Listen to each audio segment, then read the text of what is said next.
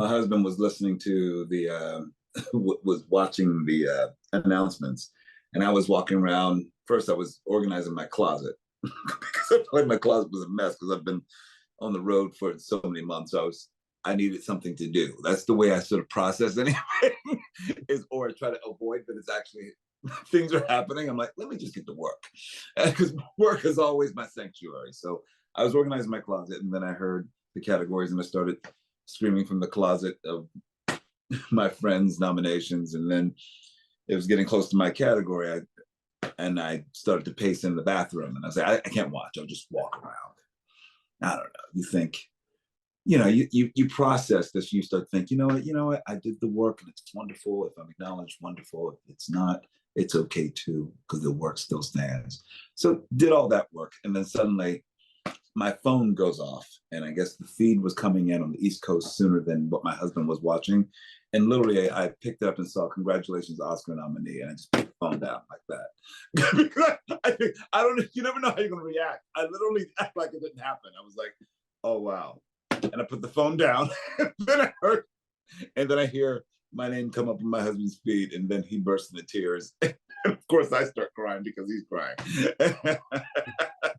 That was it. It was a comedy of errors in some way. Yeah. Get up, you can do it. Come together, form coalitions, dig a little deeper, know your history. I've been in all the conversations, and I've been doing a campaign like anyone else who believes in this work or what award recognition will do to amplify your work. So I've been out there like everyone else. So I know that I was dedicated to that and getting the movie out there in every single way. So I knew that I was in the conversations. And it's so nice. And so, but then I sort of, I don't know, I don't like to jinx anything. So I sort of avoided it. Anytime I got on Twitter and I see, oh my gosh, the predictions, I'm like, I just scroll down and scroll. I'm like, I can't take it in because I don't even know how to, or I don't want it to, I don't know, in a strange way, take away from the work or what I believed it is.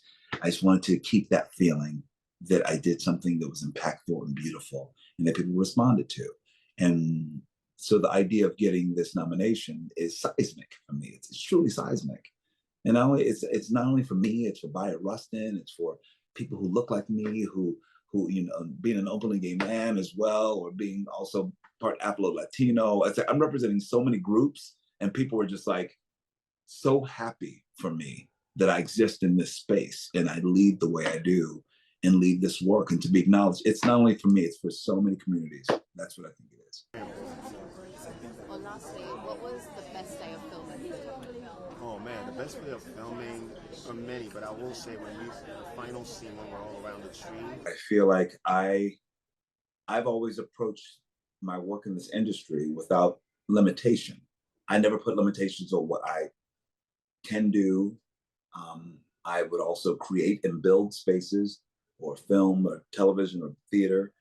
So I feel like, I know that everything that I do is amplifying me existing in spaces that are not traditionally available, it seems, I know that I think that, I don't know, I think that we're making great strides in many ways. I know that the representation that I exist with now, especially representing Bayard Rustin, is huge. It's what am I, the second openly gay man to be nominated for playing an openly gay man in Oscars history?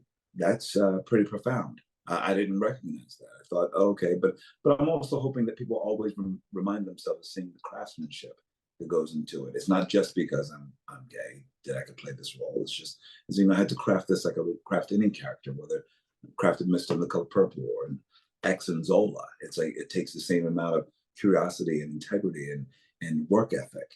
And so I think that it's meeting a great moment for all of us. And I think that's why I'm like, I know I represent many people, and I have many people who are rooting for me because they're rooting for themselves as well. They're saying, I can exist and be and do this work. I keep thinking of like, Maya Angelou, when she says, when people see you, they don't only see you, they see the 10,000 behind you. There's so many people behind me. That's what I feel. I feel it feels personally truly gratifying, but also it's gratifying because I know I know where I come from. I come from a very humble place, very humble people, working class folks that poured so much into me. And for me, I know I represent so many people. I represent West Philly, public schools. I represent, single mothers. I represent, but then my mother found my stepfather and working class Black men. I listen. I represent so many people, and it feels extraordinary in this moment because it's about all of us. Actually, it's about all the love that people poured into me.